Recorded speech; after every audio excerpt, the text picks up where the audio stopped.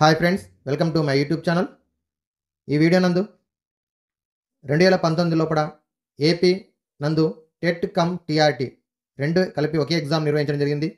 అందులో ఎగ్జిట్ పరీక్ష నందు వచ్చినటువంటి మ్యాథమెటిక్స్లో వచ్చినటువంటి క్వశ్చన్స్ ఏ విధంగా రావడం జరిగింది, ఏ కాన్సెప్ట్స్లోకి వెళ్ళి క్వశ్చన్స్ ఇవ్వడం జరిగింది, వాటి యొక్క సాధనలను ఈ వీడియో నందు నేర్చుకుందాం.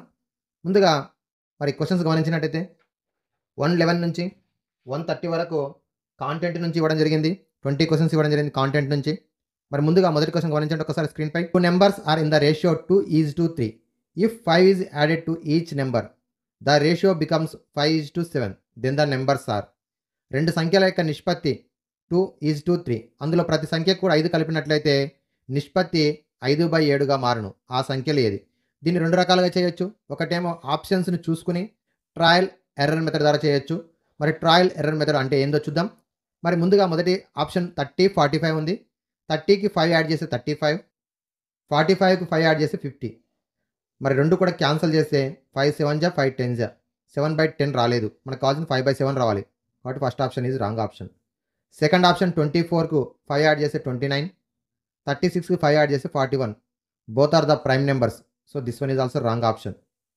20కి 5 యాడ్ చేస్తే 25, 30కి 5 యాడ్ చేస్తే 35. Both are divide by 5 table. 5 5 జా 5 7 జా 5/7. మనకు కావాల్సిన 5/7 వచ్చింది కాబట్టి కరెక్ట్ ఆప్షన్.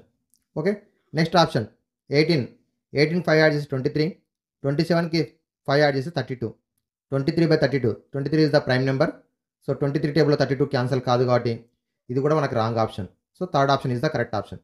ఇది ట్రయల్ ఎర్రర్ మెథడ్. అలా కాకుండా మనము సాల్వేషన్ తెలుసుకోవాలంటే 5 యాడ్ చేస్తాం. ఫస్ట్ ఇచ్చినటువంటి సంఖ్యల నిష్పత్తి 2x 3x కాబట్టి 2x అనుకుందాం. నెక్స్ట్ ఇది 3x అవుతుంది. అలాగే దీనికి 5 యాడ్ చేసినట్టయితే 5 యాడ్ చేస్తున్నాం. వచ్చేటువంటి రిజల్ట్ 5/7 అవుతుంది. ఇప్పుడు క్రాస్ మల్టిప్లికేషన్ చేస్తే 7 2 జా 14x ప్లస్ 7 5 జా 35. అలాగే 5 3 జా 15x ప్లస్ 5 5 జా 25. 14x లెఫ్ట్ సైడ్ నుంచి రైట్ సైడ్కు, 25 అనేది రైట్ నుంచి లెఫ్ట్కి వస్తే 14x మైనస్ చేస్తే 1x అవుతుంది. 35లోకి వెళ్ళి 25 మైనస్ చేస్తే 10 అవుతుంది. So 1x is equal to 10 కాబట్టి ఇప్పుడు ఏం చేయాలి? ఇక్కడ ఇచ్చింది ఫస్ట్ రేషియో 2:3 కాబట్టి ఎక్స్ ప్లేస్లో మనం 2x అంటే 20 అవుతుంది, 3x అంటే 30. 20, 30. ఈ విధంగా ఇదేమో ట్రయల్ ఎర్రర్ మెథడ్, ఇదేమో ప్రాబ్లమ్ సాల్వింగ్ మెథడ్. సో రెండు కూడా నేర్చుకోండి. The second question. The amount for 50,000 rupees after 2 years compounded annually at the rate of interest 8% for during the first year and 9% during the second year. 50,000 రూపాయలు అసలు మొదటి సంవత్సరానికి 8%, రెండవ సంవత్సరానికి 9%, చక్రవడ్డీ రేటు చొప్పున 2 సంవత్సరాల తర్వాత అయ్యేటటువంటి మొత్తం ఎంత? సో మనకి చక్రవడ్డీకి సూత్రము 1 ఇయర్కి అయితేనేమో A is equal to P into 1 plus R/100 power of N రాస్తాం. N అనేది ఎప్పుడు అంటే వడ్డీ రేటు అనేది ఈక్వల్గా ఉంటూ N అనేది 1 కంటే ఎక్కువ సంవత్సరాలు అయినట్లయితే తీసుకుంటాం. ఈ ప్రాబ్లంలో కూడా వడ్డీ రేటు వేరువేరుగా ఉంది. మొదటి సంవత్సరానికి ఒక వడ్డీ రేటు, రెండవ సంవత్సరానికి మరొక వడ్డీ రేటు ఉన్నప్పుడు చక్రవడ్డీకైనా సరే మనం ఉపయోగించే సూత్రం ఈ విధంగా రాస్తాం. A ప్లస్ R1/100 అలాగే ఇంటూ 1 ప్లస్ R2/100. దీని అర్థం ఇక్కడ వరకు ఒక సంవత్సరానికి అయ్యేటటువంటి బారు వడ్డీ అయినా చక్రవడ్డీ అయినా మొత్తానికి సూత్రం ఇది. మరి మొదటి సంవత్సరం తర్వాత నెక్స్ట్ ఏం చేస్తాము? నెక్స్ట్ ఇయర్కు మళ్ళీ అసలుగా తీసుకుని దానికి నెక్స్ట్ రెండో వడ్డీ రేటు తెలుసుకుంటాం. సో ఇప్పుడు P అంటే 50,000 రూపాయలు. అలాగే 1 ప్లస్ R1/100 అంటే 100 ఎక్కం 100 ప్లస్ R1 అంటే 8% కాబట్టి 108/100. అలాగే రెండవ సంవత్సరానికి 109/100. ఇందులోపల ఇప్పుడు క్యాన్సిల్ చేసినట్టయితే సో 100తో 4 జీరోస్ ఉన్నాయి కాబట్టి సో 10 టేబుల్లో 4 టైమ్స్ క్యాన్సిల్ అవుతుంది numerator denominator. 5 into 108 into 109 multiply చేస్తే 117 ఇంటూ 72 11,772.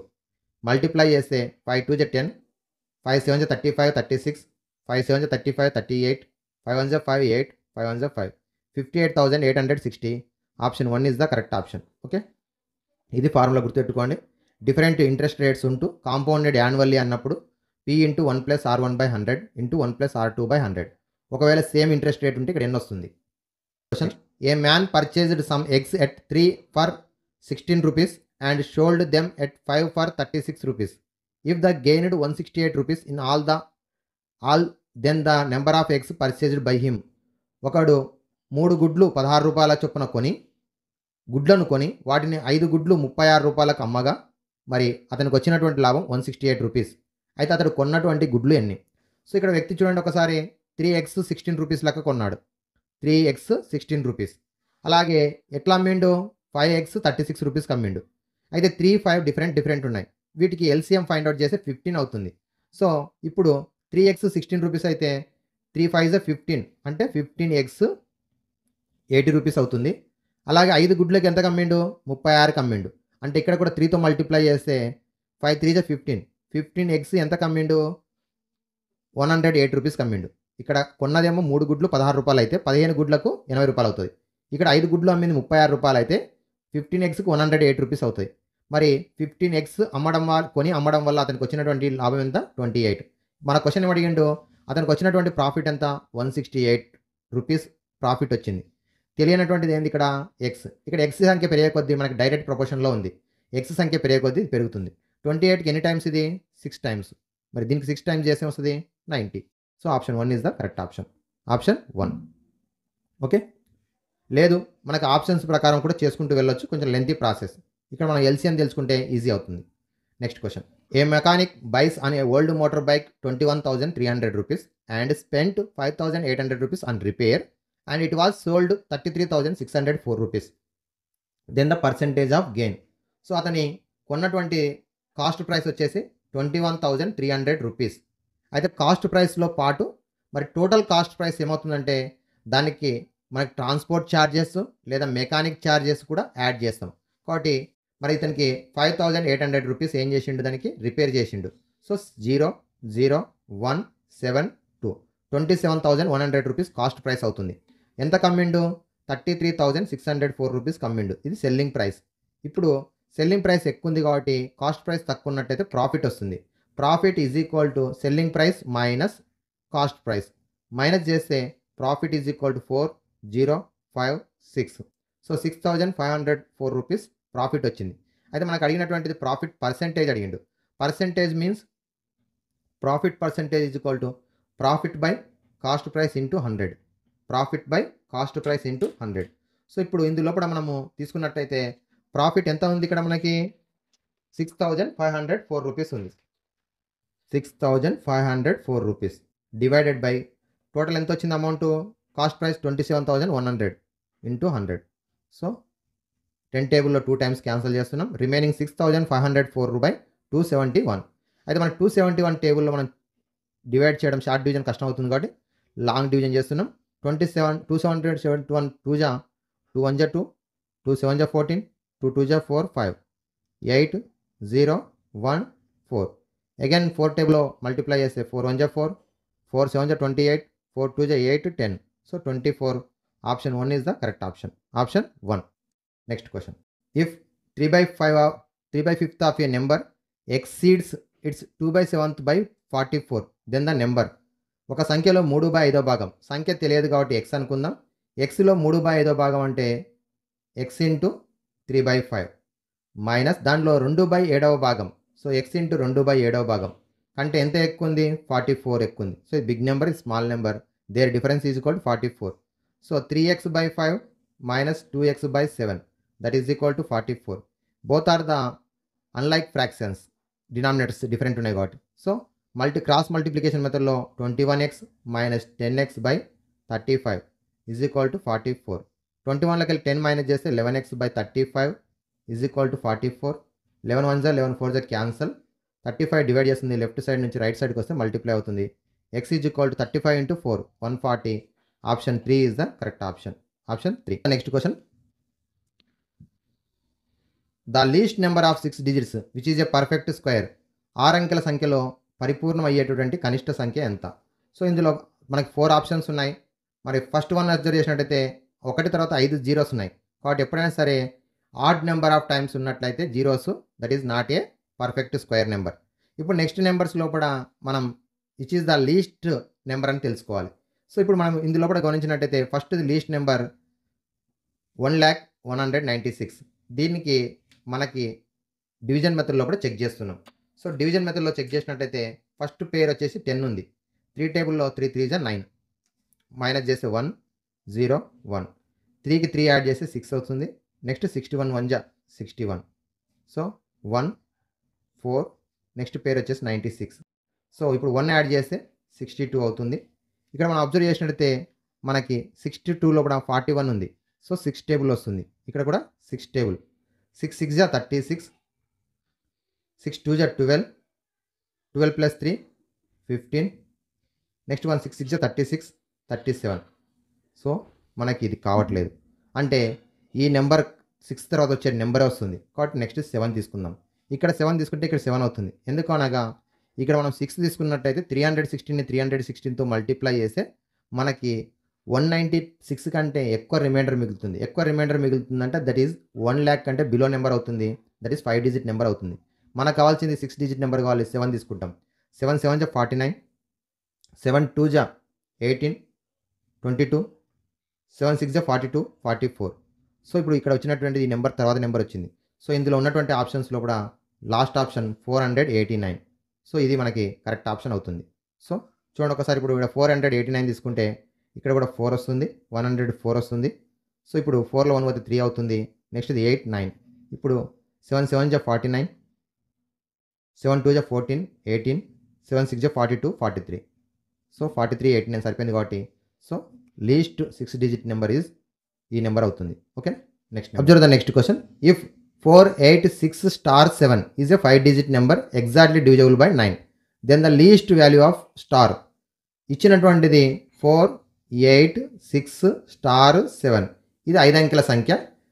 9తో ఎగ్జాక్ట్లీ డివిజబుల్ కావాలి. అయితే ఏ నెంబర్ ఉంటే డివిజబుల్ అవుతుంది. మరి 9తో డివిజబుల్ అనేది చెక్ చేయాలంటే some of digits is 9 multiple, 9 యొక్క గుణిజాలు కావాలను. 4 + 8 11 12, 12 + 6 18, 18 + 7 25. 25 తర్వాతకి ఒక సంఖ్యను కలపాలి. కలిపితే 9 యొక్క గుణిజం రావాలి. సో 25 తర్వాత వచ్చేటటువంటి 9 గుణిజం ఏది 27. మరి స్టార్ ప్లేస్లో ఏ నెంబర్ ఉండాలి 2. So option 3 is the correct option. Okay, some of digits add చేయాలి. 25 + స్టార్, 25 తర్వాత వచ్చేటటువంటి 9 మల్టిపుల్ వచ్చేసి 27. సో 25కి ఏ నెంబర్ యాడ్ చేస్తే 27 వస్తుందంటే 2. కాబట్టి option 3 is the correct option. The GCD of 2 numbers is 18 and the first 4 quotients obtained in the division 2122. then the numbers. రెండు సంఖ్యల గాసాక 18, భాగాహార పద్ధతిలో గాసాకను కనుగొనుటలో లభించినటువంటి మొదటి 4 భాగఫలాలు వచ్చేసి 2 1 2 2 అయిన ఆ సంఖ్యలు ఏవి? ఇందులో గమనించినట్టయితే గాసాక ఎంత ఇచ్చిండు 18 ఇచ్చిండు, భాగఫలాలు 2 1 2 2. దీనిలో మరి ఏ సంఖ్యలు ఉంటే సరి అనేది అవుతుంది. సో దీన్ని 2 రకాలుగా చేయొచ్చు. ఇక్కడ ఇచ్చినటువంటి నెంబర్స్ ద్వారా తెలుసుకోవచ్చు. లేదు అంటే మరొక పద్ధతి ఏంటంటే మనం వీటిని యూక్లిడ్ భాగాహార న్యాయం ప్రకారం చేస్తాం. యూక్లిడ్ భాగాహార న్యాయం ఏం చెప్తుందంటే ఏ అనేటువంటిది ఒక సంఖ్య పెద్ద సంఖ్య, బీతో భాగిస్తే వచ్చే భాగఫలం క్యూ, బీక్యూ ప్లస్ ఆర్. ఇది మనకి A is equal to B Q plus R అనేటువంటిది యూక్లిడ్ భాగాహార న్యాయం 10వ తరగతి నందు ఉంటుంది. దీని ప్రకారం మనం ఈజీగా తెలుసుకోవచ్చు. ఇక్కడ ఏం చేస్తున్నామంటే రివర్స్ లోపల చూద్దాం. ఫస్ట్ స్టెప్ లోపల ఇక్కడ మనకి 4 భాగఫలాలు వచ్చినాయంటే 4 స్టెప్స్ ఉంటుంది ఆన్సరు. మరి 4 స్టెప్స్లో లాస్ట్ స్టెప్ ఏముంది 18 గాసాబా. సో 18 అనేది లాస్ట్ భాజకం. మరి లాస్ట్ శేషం ఎంత వచ్చింది, భాగఫలం ఎంత వచ్చింది 2. ఎప్పుడైతే శేషం 0 వస్తుందో అప్పుడే మనకి ఏమవుతుంది, ఇది గాసాబా అవుతుంది. ఓకేనా, గాసాబా అయ్యింది అంటే శేషం 0 వచ్చింది. ఓకేనా, గాసాబా అనేది ఏమవుతుంది భాజకం, లాస్ట్ భాజకం. లాస్ట్ భాగఫలం ఎంత ఉంది 2. సో 18 2ల 36 అవుతుంది. 18 2ల 36. ఇది లాస్ట్ స్టెప్.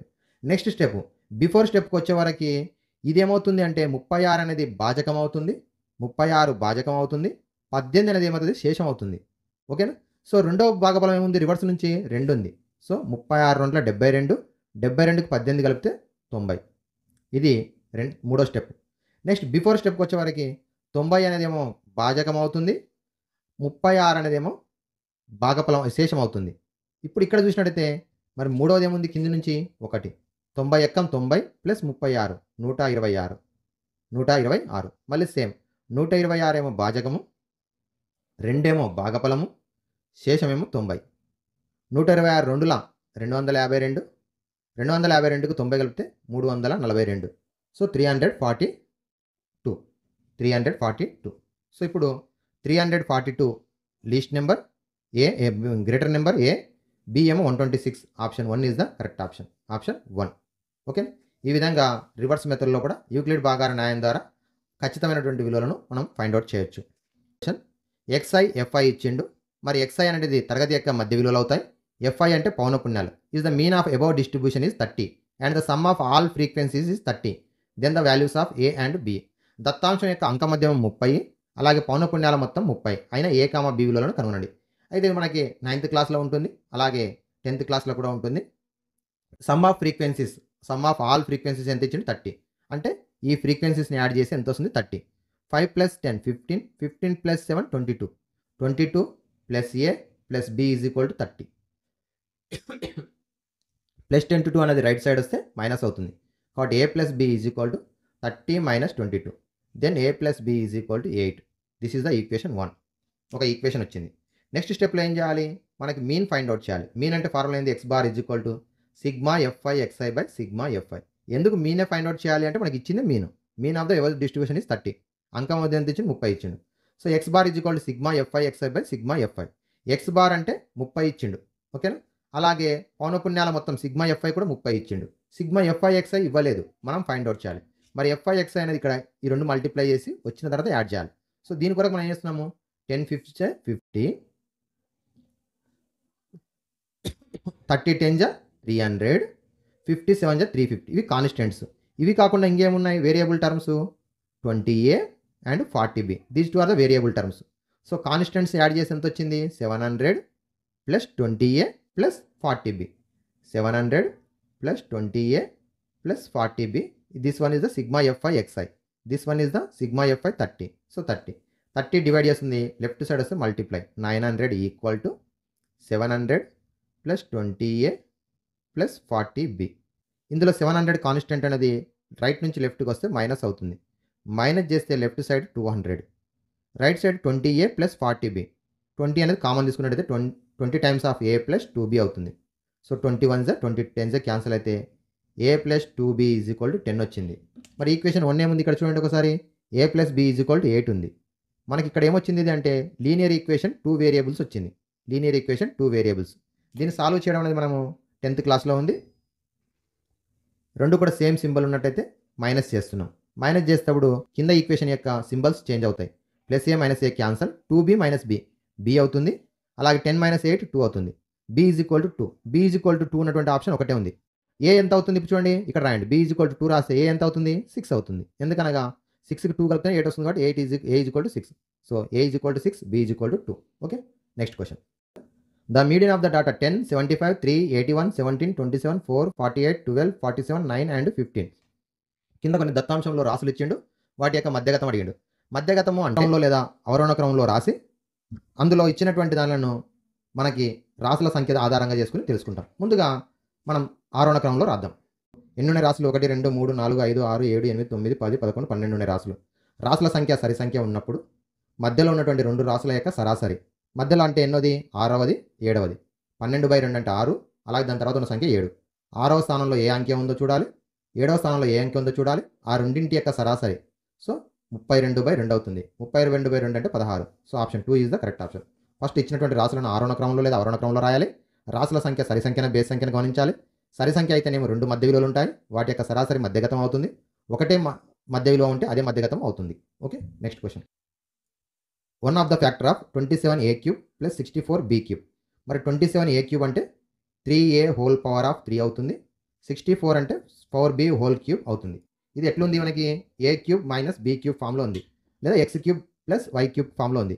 మరి x³ + y³ ఈ ఫామ్లో ఉన్నట్టయితే దాని యొక్క ప్రొడక్ట్ ఏం రాస్తాం? x + y × x² - xy + y². ఈ ఫార్ములా ఉంది మనకి. ఈ ఫామ్లో ఉండవచ్చు, ఉండకపోవచ్చు ఫ్యాక్టర్ అనేది. ఒకవేళ ఉంటే ఇప్పుడు దీంట్లో ఆప్షన్స్ చూసుకుందాం. మనకి ఇక్కడ స్క్వేర్ ఉన్నటువంటిదే ఉంది కాబట్టి ఉండే అవకాశం ఉంది. మరి దీని ప్రకారం ఏమవుతుంది? 3a + 4b × 3a whole square అనగా 9a² - 3a × 4b 12ab + 4b whole square 16b². So 9a² - 12ab + 16b². So option 4 is the correct option. Okay, in triangle ABC DEF are mid points of sides BC CA and AB. Triangle ABC తీసుకొని చెప్తున్నాడు. ఇందులో కూడా mid points ఏంటివి? DEFలు. దేనికి? BCకి mid point D, CAకి mid point E, ABకి మిడ్ పాయింట్ F. ఇప్పుడు DEFను కలిపితే ఒక ట్రయాంగిల్ వస్తుంది. అదేది? Triangle DEF.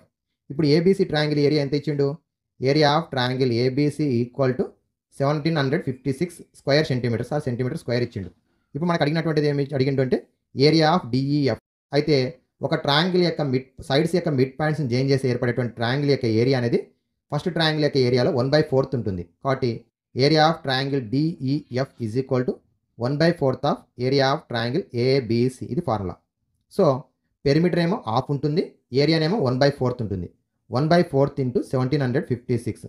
మరి 1756ని 4తో డివైడ్ చేస్తే 4 4 జా 16 1 అవుతుంది. 4 3 జా 12 3 4 9 జా 36 439.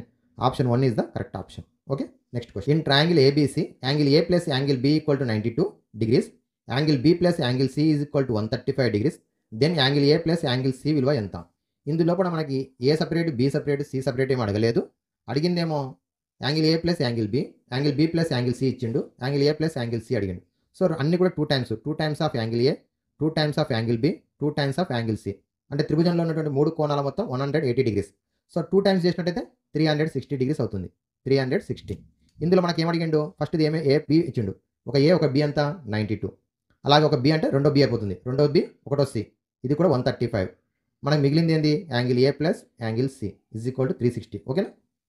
ఇక్కడ మనకి మూడింటిని యాడ్ చేస్తున్నాం. ఇది ఎక్స్ అనుకున్నట్టయితే 2 times of angle A, 2 times of angle B, 2 times of angle C equal to sum అవుతుంది. మరి 2 టైమ్స్ ఆఫ్ ట్రయాంగిల్ ఏబీసీ యొక్క యాంగిల్స్ మొత్తం 360 డిగ్రీస్ కాబట్టి ఈ రెండు కాన్స్టెంట్స్ యాడ్ చేస్తే 227 అవుతుంది. ప్లస్ 227 మైనస్ చేసిన రైట్ సైడ్ వస్తే మైనస్ అవుతుంది. మైనస్ చేస్తే 3 3 1 133. Option 3 is the correct option. ఇక్కడ angle A, angle B, angle C and separate ఇవ్వకుండా మనకు సమ్ ఇచ్చింది కాబట్టి సమ్ ఇచ్చినప్పుడు ఏం చేయాలంటే మూడింటిని కూడా డబల్ చేసుకోవాలి. డబల్ చేస్తే 360 డిగ్రీస్ అవుతుంది.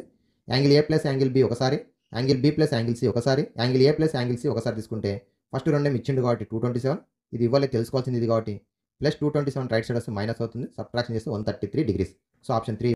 The numerator of the fraction is 6 less then the denominator. If 3 is added to the numerator the fraction is equal to 2/3.